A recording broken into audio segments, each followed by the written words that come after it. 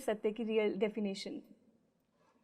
तो आज ये एक बहुत इम्पॉर्टेंट टॉपिक है जिसको हम टच कर रहे हैं।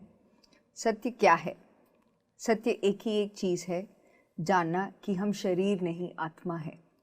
ये आध्यात्मिकता का भी पहला पड़ाव है और ये हमारे भौतिक जीवन में भी अनेक अनेक अनेक जन्म लेते हुए अल्टीमेटली जो हम जिस पॉइंट पे हम पहुंचते हैं वो यही पर है कि हम शरीर नहीं आत्मा है।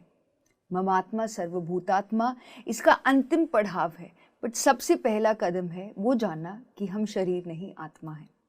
आत्मा क्या है, इसको अलग अलग रिलीजन्स ने, अलग अलग धर्मों ने, अलग अलग गुरुओं ने अलग अलग अपने ही अनुभवों के माध्यम से उसको समझाया है।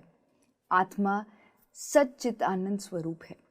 आत्मा ऊर्जा, चेतना और ज्ञान का समूह है जो हर एक चीज़ के साथ एक हुआ है। तो ऊर्जा यानी कि जितनी बारी जितना भी हम ध्यान करते रहते हैं, जो भी कार्य हम करते हैं, जो क्षमता हमें हमारे अंदर है वो ये ऊर्जा से मिलती है। चेतना यानी कि जागरूकता कि मैं हूँ, the knowing that I am, वो भी आत्मा का पार्ट है। और तीसरा वो है ज्ञान। ज्ञान जो आत्मा अनेक, जो स्टार्टिंग पॉइंट से तो जानती है कि मैं आत्मा हूँ, बट अनेक अनेक अनेक जन्म लेते लेते लेते ये 400 से ज़्यादा अधिक जन्मों को लेते हुए ये अपने आप को फिर से याद दिलाती है कि हाँ, मैं शरीर नहीं आत्मा हूँ। अनुभव लेने के लिए एक आत्मा शरीर के अंदर प्रवेश करती है, बट सत्य यही है कि हम शरीर नहीं आत्मा है। दैट इज़ द परम सत्य। वो सबसे पहला सत्य है।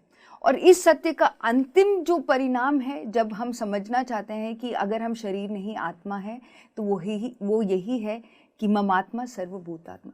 हर एक चीज़ वही है, ब्रह्म एक ही है।